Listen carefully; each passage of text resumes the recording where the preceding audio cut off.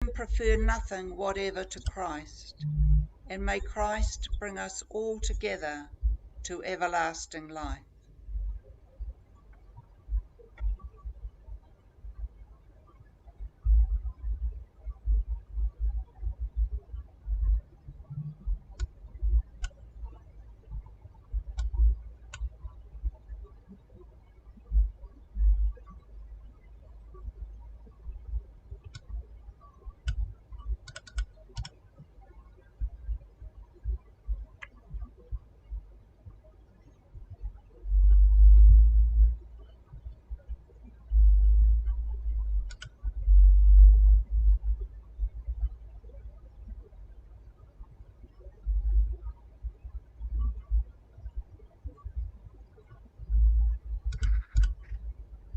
Heavenly Father, open our hearts to the silent presence of the Spirit of your Son.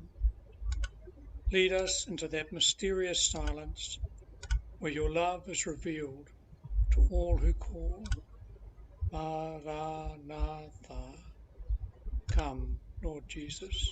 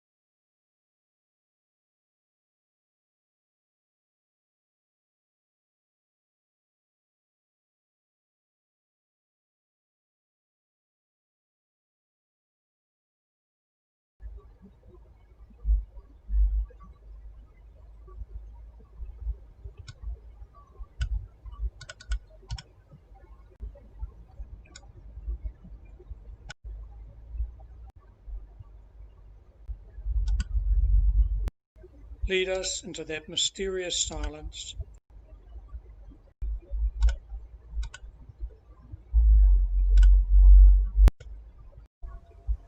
Lead us.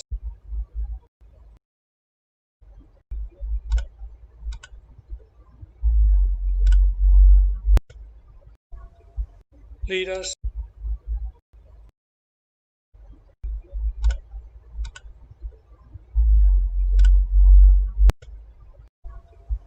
Lead us.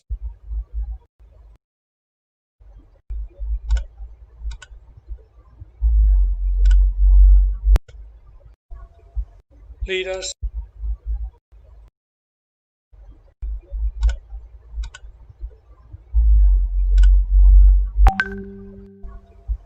Lead us.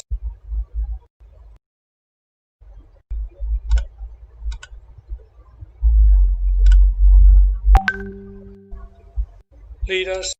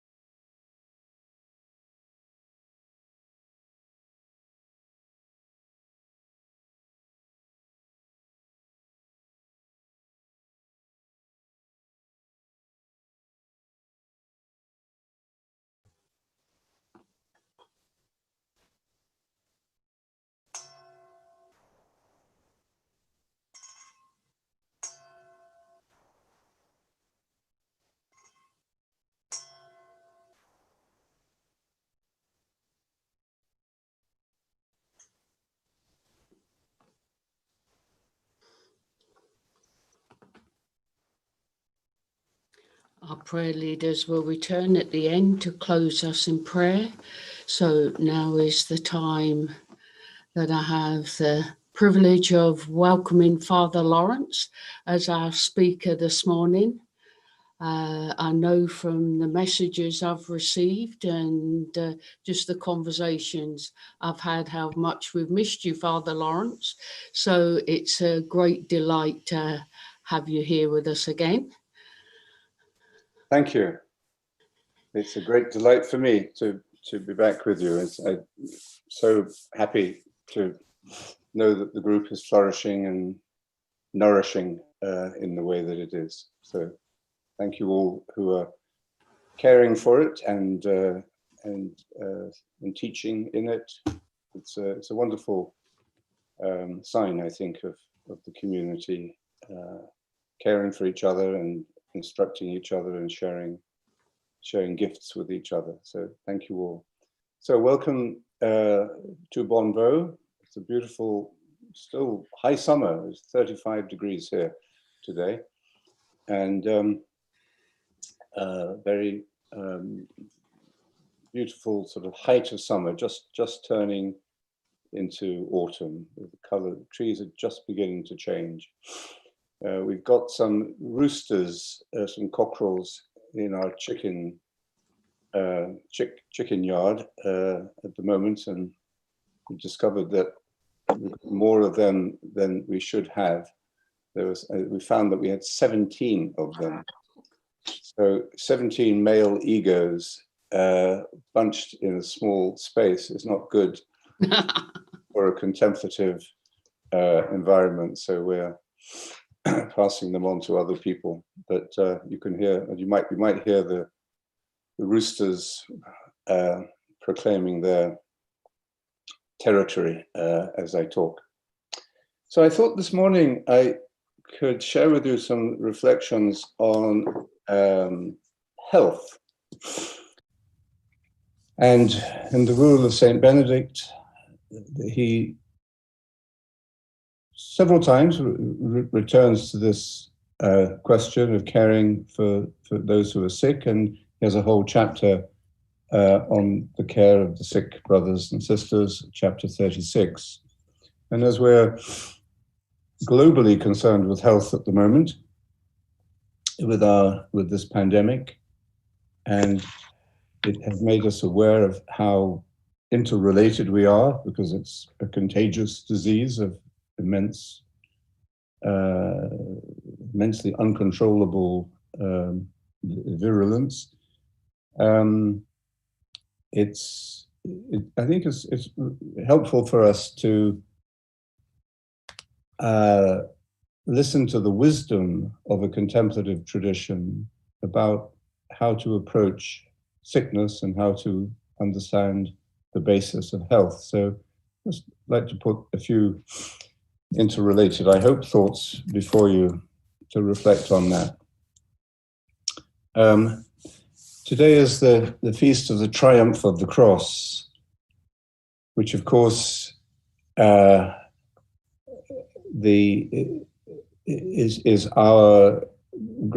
one of our great central symbols of the healing of the human condition. That the death of Jesus, the love of Jesus reflected in his death, has brought about a fundamental sort of ontological healing of a flaw, of a break, of an incapacity, whatever, a sickness within the human soul. And Jesus, of course, was seen, as we'll see in a moment, very much as a healer in his own lifetime, locally. But we see him in faith as the healer of humanity, the physician of sick souls, as Clement of Alexandria called him. And the early Christians saw Jesus much more in terms of medicine than of judgment, of law. He was a healer rather than a judge. Of course, he himself says, "I had not come to judge, but to save." So it's a good feast day for us to reflect upon, I think, the meaning of health. which is at the heart of our whole value system, really. How we care for the sick is a sign of what kind of life we're living and what kind of relationships we have, what kind of values we're living by.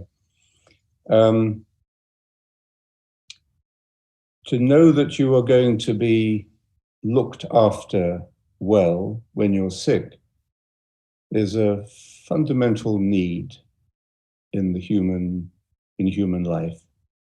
And it gives us peace. Even if we're suffering, we can experience peace if we feel we're being willingly and lovingly cared for. I often thought that what St. Benedict says, peace, let peace be your quest and aim. So peace is what we should be identifying as our central goal, is a bit of a challenge to our modern culture, where we think that happiness is our quest and aim. Like the American Declaration of Independence, you know, our right to happiness, our search for happiness. But Benedict doesn't say we should be looking for happiness. He said we should be looking for peace. So I think this leads us onto a more contemplative understanding of health. So I'd like to look at, first of all, what Benedict says in his chapter 36, and then look at what one of our fellow meditators, Dr. Barry White in Ireland, who is developing a contemplative healthcare system, and who I've had the privilege of working with over the last few years, what he can tell us about medicine today and health. And then I'd like to end, if there's time, with our friend Hildegard of Bingen from the 12th century. So first of all, what does St. Benedict say in chapter 36?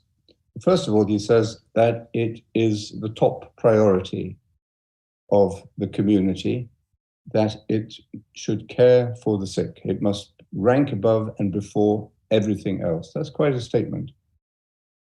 Caring for the sick. So that, he says, they may truly be served as Christ. If you know the rule, that will remind you of what he says about guests, that we must welcome guests as Christ himself. So he's saying the same thing about the sick. And when I've been in monasteries, I was thinking of last time I was in Monte Oliveto, where I hope to be going again shortly. It's very beautiful to see how the old monks are looked after. They have their own sort of sick room. And in the last years of their life, sometimes it's that long, sometimes it's not, of course, but in the last period of their life, they will have very wonderful, attentive care. And to see how the monks who are either the infirmarian team or just younger monks who happen to be around and are needed to move them, or wash them, or take them for a walk, it's very beautiful and a real sign of this spirit, the health of the community, the spiritual health of the community, to see how they care lovingly and carefully for the sick. So it's not surprising, I think, that Benedict puts this as such a priority. And he quotes Matthew 25, when Jesus said, when Jesus says, or the king in the parable says, "I was sick and you visited me. What you did for one of these least of my brothers or sisters, you did for me." So the care that we give to someone who is either temporarily or terminally sick is a direct connection with the person of Christ in our understanding. And the quality of care, the quality of attention, as we'll see when we look at what Barry White tells us, is integral to this relationship, just as it is in prayer. The quality of prayer, the quality of attention in prayer is the quality of our prayer. And the quality of our prayer is the quality of our life. So attention is at the heart of this. Benedict, in this chapter, makes it a top priority, but doesn't talk a lot about techniques and treatment and so on. But he's primarily focused upon the relational aspect of health. Attention established is, excuse me, I'm just going to close these windows a little bit. Attention establishes a relationship. If I'm paying attention to what I'm saying, because I'm saying it to you, that opens the possibility of a relationship. And if you can listen to what I'm saying, the relationship begins to flow both ways. It becomes a real relationship flowing both ways. And this is how he describes the care of the sick in the community. So the community have to give really top priority and top care to the sick, but the sick, on their part, have to be aware that they are served out of honor for God and not make excessive demands on the people looking after them. And that's very wise because, when you're sick, there is a temptation. Well, I'm the center of attention, and everybody's going to be running around me. And so I can click my fingers, and they'll all come. I mean, there is a danger. Always dangers. There is a danger that sickness can disrupt a relationship with those who are caring for us. We can use it to manipulate. We can use it to create excessive demands. We can become codependent. All sorts of psychological difficulties are possible. So Benedict just points this out, but then he adds, even if the sick person is really a pain in the neck and being very difficult and not being maybe very appreciative of what they are receiving through the attention of their brethren, nevertheless, you have to patiently bear with them. So take that as a possibility that the sick that you're looking after may not be appreciative, may be excessive in their demands, may be unhealthy in the relational aspect, but nevertheless, be prepared for that and continue to care for them. And then he says your reward will be even greater for doing that. And therefore, he says, for both these reasons, the abbot should be extremely careful that they suffer no neglect. I'll just tell you a story that Barry White told me some time ago, which is about this quality of attention. He said he was speaking to a journalist, actually, and giving his views on health. And the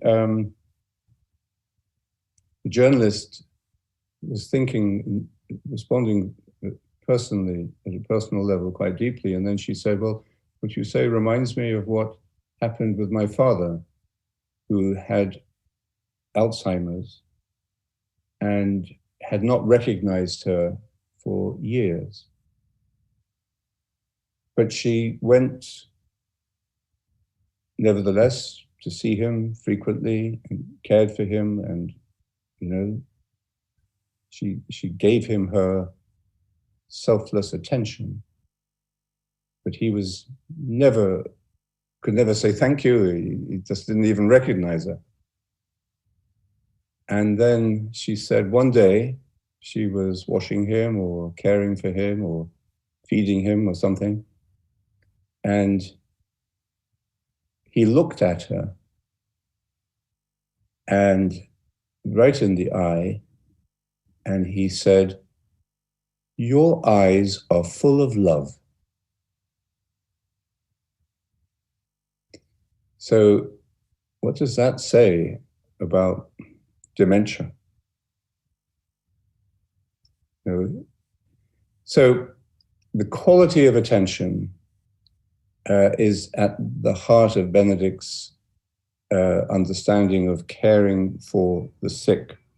Then he goes on at the end of this chapter to talk about some of the practical details, that a separate room be set aside for the sick, and let them be served by an attendant who is God-fearing, attentive, and concerned. The three qualities of caring for the sick. To be God-fearing, so you're doing it with a sense of the sacred. Attentive, well, paying attention, and being concerned, just thinking ahead and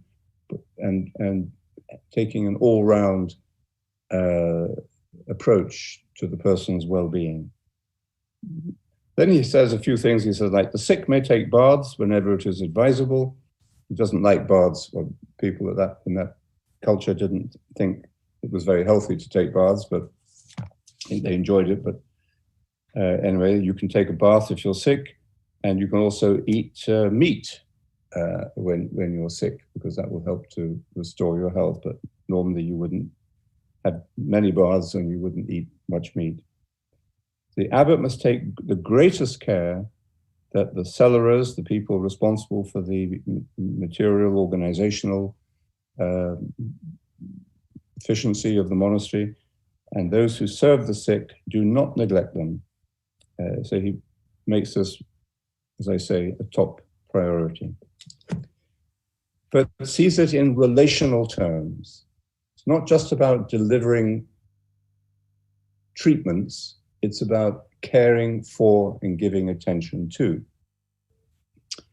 Now, we're all waiting for a cure, a vaccine for this COVID-19 virus, and let's hope it comes as soon as possible. Let's hope it doesn't get caught up in nationalistic pride and greed, and let's hope that the poor will be able to benefit from it as much as the well-off. Anyway, but we're thinking very much in terms of a cure. But we're also very aware that this period of illness, global illness, has taught us some extraordinary things about ourselves and about the world, maybe very painfully, and at a high cost, of course. But I think it's made us aware of new ways of relating, even this regular Zoom meeting, and new ways of caring for each other, using technology to do that. We've also become aware of the rise in anxiety and depression and abuse, and the difficulty that many people have with the experience of solitude, of being locked up or having their normal freedoms curtailed. I think meditators on the whole have coped better with confinement because we're more used to solitude, the solitude of the meditation itself, and whether or not you're living alone or with others. If you meditate, you will find it easier to, I think, take physical solitude because you've experienced spiritual solitude. But we've also seen how this experience of the pandemic and the confinement have disrupted relationships in the home, in families. And also we see a lot of anger spilling out in the social media, and a lot of demonstrations and blame on the streets. We've got the idea that, of course, by now that health is a right. Health is something that governments should provide us with. Even if we don't live healthy lifestyles, governments are there to help us to continue our unhealthy lifestyles. That's sometimes, part of our general attitude, because we've medicalized health to such a degree and lost to such a degree the sense of self-healing and of caring for oneself, taking responsibility for oneself, taking an attitude of preventative medicine rather than just intervening when you do get sick, but looking at health in a different way. No, there's a big difference between Benedict's views about caring for the sick in a community and dealing with a global and national pandemic. Nevertheless, I think there are certain fundamental principles. Barry White is a contemplative doctor. He's been a meditator for many years. I've worked with him in bringing meditation into the Irish medical profession. And I've learned a lot from him, actually, about health. And his basic question now is, what is health? What does health really mean? And his insight is, it's born of his contemplative practice, he meditates faithfully every day, but the quality of our attention and awareness, I'm quoting him here, the quality of our attention and awareness is the single most important foundation to allow us to progress with technical solutions to improve healthcare. In other words, he says we live in the golden age of medicine. We have tripled life expectancy. We have identified thousands of medical conditions. We used to have only just a few. Now we have thousands that we've named and identified. But we have created subspecialities within specialities, and the interactions between all of these subspecialities mean when you go to the hospital, you're sent from one specialist to another. The specialist who deals with the little finger and another one that will deal with the thumb. And they don't often see the connection between them. So this has created a tremendous level of stress in medicine. Stress, competitiveness, and depression at a high level, burnout within the medical profession, and a dis-ease, a discontentedness among the patients who don't feel that they're receiving this kind of personal care, personal attention that Saint Benedict places at the heart of his vision. So the complexity, the stress, the fragmentation of healthcare, as Barry describes it, is a real crisis for us. And he's not saying we should lose the technological advances, but we have to restore this contemplative quality of care and attention on the part of the carer to the patient. There has to be a returning to the fundamental relationship at the heart of healing. And we see this in the miracles of Jesus, the healing miracles of Jesus, for example. When Jesus heals, as he healed the 10 lepers, remember? And then he told them to go back to the priests. So he cured them. He said, go back to the priests and get your certificate to say that you're clean. Because leprosy was a social status. It meant you couldn't belong to your community, to your village. You were outcast, a leper. So he cures them, but he also reminds them to be reintegrated in their community, as he does for when he's on his way to cure a young girl who's dying, and he's interrupted by the woman in the crowd with a hemorrhage who touches him, but she shouldn't be in the crowd, so she's frightened of being found out. She's unclean as well. He feels the power go out of him, and he calls her out, and she's frightened and trembling, and it seems almost cruel that he's making her do this.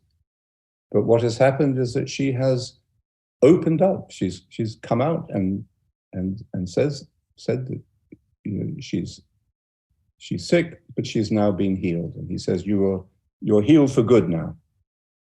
Go and go in peace. So we see this connection between curing and healing in all of the occasions where Jesus heals. It's not just about curing the symptoms, it's about healing the relationship between the person and themselves, with themselves, and with others in community. So at the heart of healing is this attention to relationship of the whole person. So something that we have lost to a large degree in medicalized medicine. And so we have, you know, a strange situation in this golden age of medicine where there is there is a big factor of iatrogenic illnesses that are created by unnecessary medication, by unnecessary surgeries, by infections within hospitals, by side effects of drugs, apart from just overworked, stressed out, and distracted physicians or healthcare people. So Barry's understanding of health is that we restore this contemplative quality of care and attention to the healing relationship. And finally, just to connect Saint Benedict to the mystical tradition through the person of Hildegard of Bingen, who was a 12th century Benedictine nun, an extraordinary woman. I just been studying her recently and wrote a little piece about her. She was a visionary like William Blake or Julian of Norwich or Rumi. You can see similarities between mystics of different eras and different traditions, but every mystic really belongs to their own unique species. She was a wisdom figure, extraordinarily creative and energetic and imaginative in many different fields, in art, in science, full of curiosity, in medicine, in social issues as well, a woman of her time, and accepted, pleased to say, accepted even as a self-confident woman in the 12th century and by the church, accepted as a prophetic figure and as a woman of God. Anyway, I just close with her because if you know anything about her, you'll know that she has this great mystical, joyful, exuberant insight into the energy of God present in the whole of creation. She calls it a fiery energy of God in everything. And one of her most memorable phrases is in Latin, viriditas, which is greening. So nature is in this continuous process of greening, becoming green, becoming life-giving. And she sees the medicinal properties of plants and trees and even precious stones and animals. And she sees the medicinal properties of this presence of God as available to us as a gift. It's a sign of God's abundance. God has just poured all of this very specific energy and healing cures and so on into the material world, into the natural world, and given us the wisdom, if we can use it, to use these remedies. And I just discovered the other day that aspirin comes from willow trees, and so many of our expensive medications, have their origins in the natural world, in plants and trees, and of course, wisdom and wisdom tradition is needed to combine them and to know how to use them, what quantities, and so on, and even in what different locations, different parts of the world, different diseases will be prevalent, and therefore different kinds of remedies and cures will be available in the plants and natural world of that area. So I've spoken with friends of mine who are in the healing, naturopaths and herbalists, and I realized that even though many of Hildegard's ideas may seem a little bit weird to us, coming from a medicalized attitude towards health, actually there's and of course she's limited by being in the 12th century and not knowing things that we know. Nevertheless, she is remarkably effective and accurate in a great deal of her insight into the healing properties of nature. So anyway, here are the three as we battle on through the pandemic, and concerned about our own health, of course, and concerned about the health of others, those we love, and of the world in general, and particularly the most vulnerable.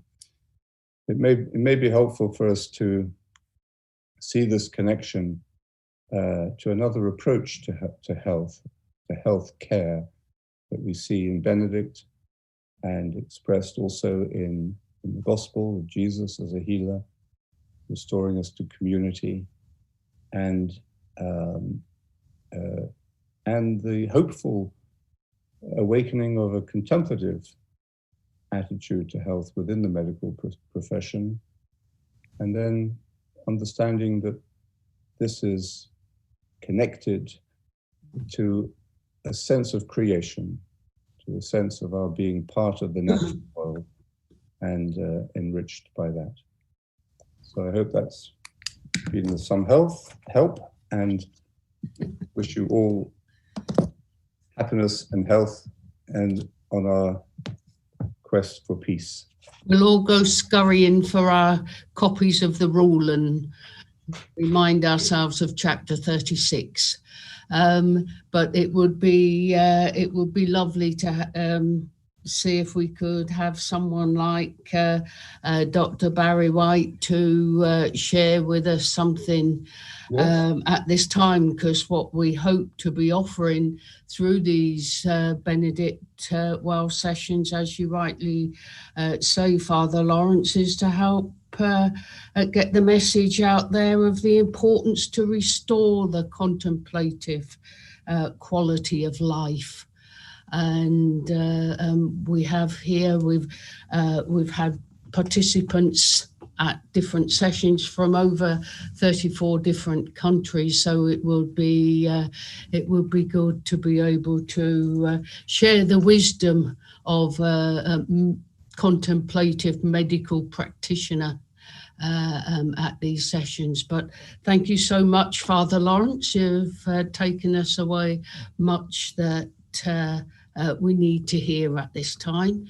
I now invite Linda and Nick to close us in with our Benedictine prayer. But before you leave, Julia will have a message afterwards, so please don't shut off straight away. So Linda and Nick, thank you.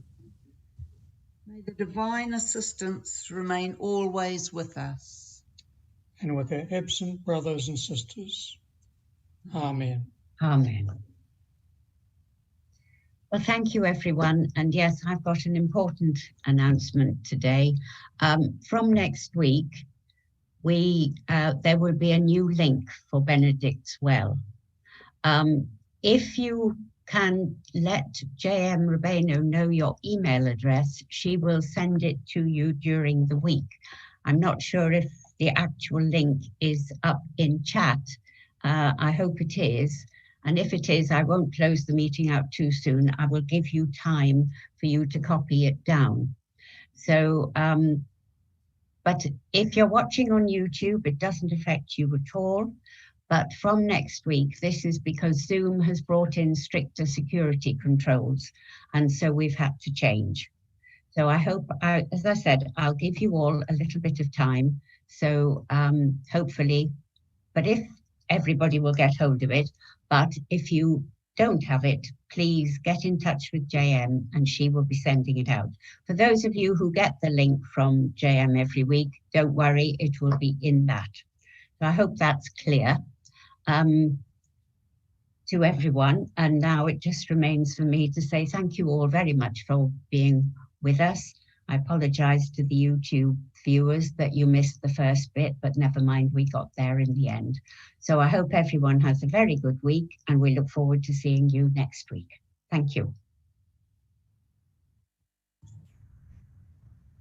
Thank you, everyone. Thank you, Julia. Thank you. Thank you. Bye. Thank you, everyone from the Philippines. Thank you. Thank you, Thank you. everyone. Goodbye. Thank you, Thank you, everyone. Bye-bye. Thank you, everyone. Bye. Bye. Thank you. Thank you.